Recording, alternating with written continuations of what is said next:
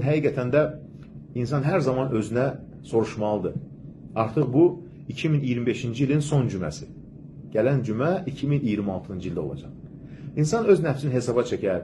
Hansı əməllər etdim, hansı yaxşı işlər etdim, hansılar edə bilmədim.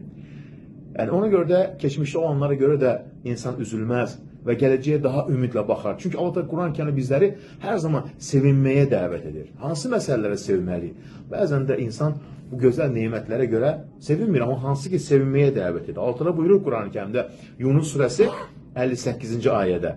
De, Allahın lütfü, mərhəməti ilə qoy bununla sevinsinlər. Bu onların topladıqlarından daha xeyirlidir. Düşün, altı Quran-Kərimdə buyurur.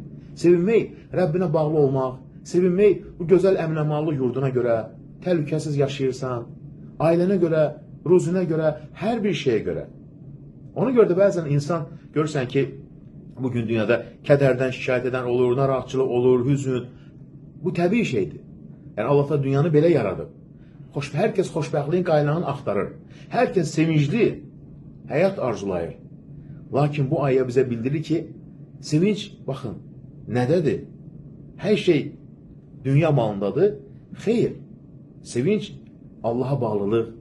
Əlində olan nemətlərin qədrini bilmək, qəlbin rahatlığı, müminin qəlbindəki sevinç, Allah kəlamını dərk etmək, Allah mərhəmətini hiss etmək, bu dinimizin gözəlliklərini yaşamaq, gözəl əxlaqlı olmaq, insanlara yardım eləmək, əl tutmaq. Bax, bununla deyir insan sevinməlidir. Əsl sevinç Allaha bağlı olmaqda, Allahın razını qazanmaqda. Baxın, ona görə xoşbəxtlik hamının istədiyi bir şeydir. Bunun üçün insan həyatını xərcləyir. Buna görə də xoşbəxtliyə aparan yollar əlbəttə çoxdur.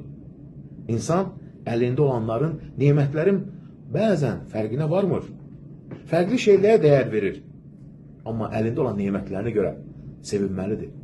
Öz nəfsimizi hesaba çəkək. 2025-ci il artıq az qaldı. Gələn il daha gözəl olacaq. Ümidli yanaşmaq lazımdır. Allah bizi sevinməyə dəvət edir. Yəni sevin. Əlində olan nemətlərin qədrini bil. Nəyə görə sevinməliyik? Əminaman yurdumuz olan vətənimizə görə sevinək, Allah şükür edək. Çünki təhlükəsizlik və rahatlıq ən böyük nemətlərdən birisidir. Bir çox insanın həsrətində qaldığı bu neməti bizə bəxş edən uca Allaha həmd olsun.